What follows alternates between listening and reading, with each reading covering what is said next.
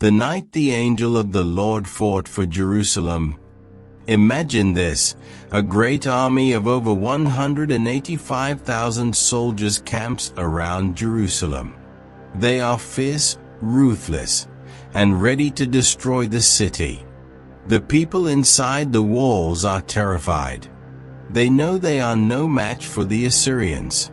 It feels like all hope is lost.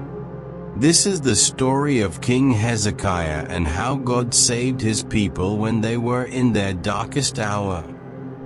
Hezekiah was the king of Judah, a good king who trusted God and tried to lead his people to do the same. But one day, the king of Assyria, a man named Sennacherib, decided to attack Jerusalem. He sent his army to surround the city, cutting it off from food and water.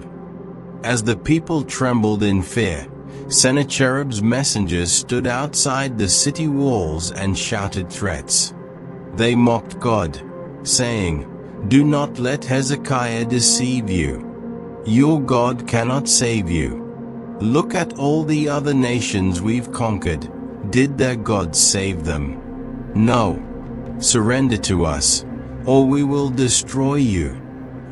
The words pierced the hearts of the people, and their faith wavered.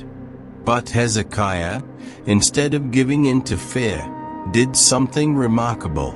He turned to God. He tore his clothes in sorrow, put on sackcloth, and went to the temple to pray. Hezekiah also sent messengers to the prophet Isaiah, asking him to pray for the city. Isaiah sent back a message of hope from God. "Do not be afraid of the words you have heard. I will deal with this enemy myself." But Sennacherib wasn't done. He sent a letter to Hezekiah, repeating his threats and mocking God even more. This time, Hezekiah went straight to the temple, spread the letter out before the Lord, and prayed with all his heart.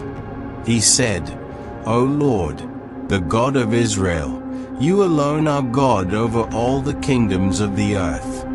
Hear what Sennacherib has said. He's insulting you.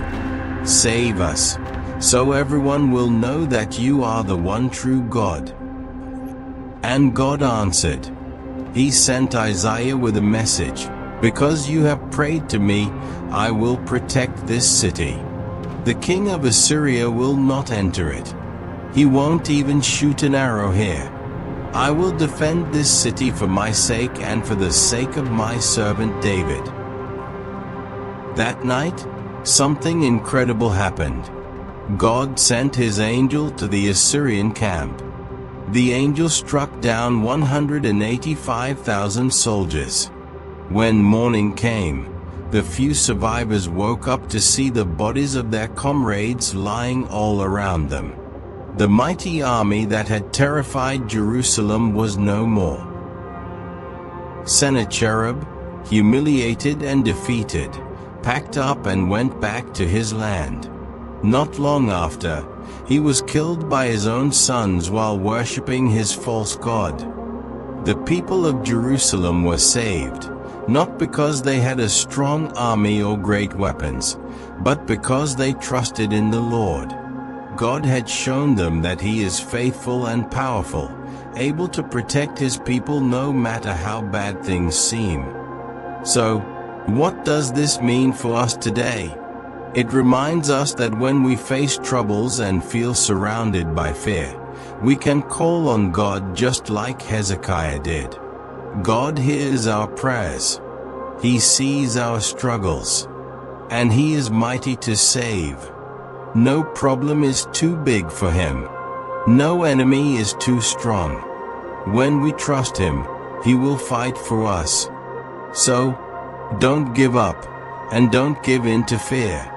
Remember, the same God who saved Jerusalem is still in control today. And He promises to never leave us or forsake us. Isn't that amazing? Trust Him. He is faithful. And just like He protected Jerusalem, He will protect you too.